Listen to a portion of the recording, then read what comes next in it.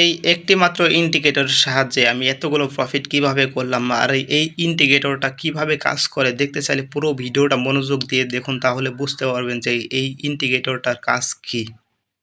মার্কেটে ঢুকে আমি ট্রেন্ড চেক করেছিলাম যে মার্কেটের বর্তমান ট্রেন্ড কোন দিকে চলছে। তো এটা ইন্ডিকেটরটাকে হাইড করে নিই, তারপরে সুন্দরভাবে দেখে নিই। তো আমি হচ্ছে 30 মিনিট থেকে 1 ঘন্টা গেলাম, দেখলাম যে মার্কেট মোটামুটি আপে যাবে, তো আপ ট্রেন্ডে মোটামুটি আছে।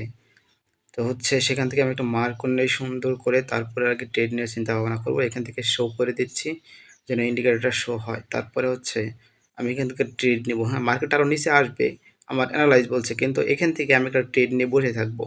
যদি মার্কেটটা উপরে যাবে সেজন্য আর কি, যদি মার্কেট কোনোভাবে উপরে চলে যায় সেজন্য আর কি ট্রেডটা ভবিষ্যতে নেওয়া। কিন্তু পরবর্তীতে আমার এই ধারণাটা ভুল হয়। হ্যাঁ, তো ভিডিওটা দেখতে থাকো যে কি হয় আর এটা কিভাবে এগুলো আমি প্রফিট করি। আর এই ইন্টিগ্রেটরটা কাজ আমাকে কিভাবে সাপোর্ট দেয় আমি সে সম্পর্কে কিছু বলি আপনাদের।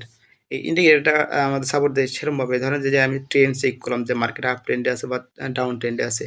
যখন ট্রেন্ড দেখলাম যে মার্কেট আপ ট্রেন্ডে আছে, তখন আমি আপ সিগন্যালগুলোকে বেশি গুরুত্ব দেবো, ডাউন সিগন্যালগুলোকে কম গুরুত্ব দেবো।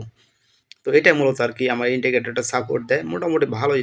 এই ইন্টিগ্রেটরটা সাপোর্ট থাকা অবস্থায় আর কি আমার লস খুবই কম হয়। তবে ফরেক্স ট্রেডিং কিন্তু খুবই ঝুঁকিপূর্ণ, তোমরা দেখে শুনে নিবে। আর যাই হোক, এখান থেকে দেখতে পাচ্ছেন যে মার্কেট আমার অ্যানালাইসিস অনুযায়ী আসতেছিল, তো সেজন্য আর কি মার্কেট কেটে বেরিয়ে এসেছিলাম যে যদি মার্কেট আরেকটু নিচে আসে সেক্ষেত্রে আমি ট্রেড নেব। কিন্তু এখানে ঘটনা ঘটে যে মার্কেটটা অনেক উপরে চলে যায়, সেখান থেকে আমি অনেকগুলো ট্রেড নিয়েও ফেলি। তো সেগুলো পরবর্তীতে প্রফিট হয় একটু সময় লেগে বেশি। আমার ভিডিওটা 3 মিনিট প্লাস হচ্ছে, কিন্তু ভিডিওটা আমার রেকর্ডিং করতে প্রায় 24 মিনিটের মতো সময় লেগেছিল। তো এখান থেকে আমি অনেকগুলো ট্রেড নিয়েছি দেখতে পাচ্ছ। তো এই ট্রেড নেওয়ার সাথে সাথে মার্কেট রেট নিচের দিকে নেমে আসে। তারপর কোনো প্যারা নাই, আমার কাছে AED অনেকগুলো আছে। আর এটা কিন্তু AED, ইউএসডি না, ইউএসডি থেকে অনেক দাম কম এটার।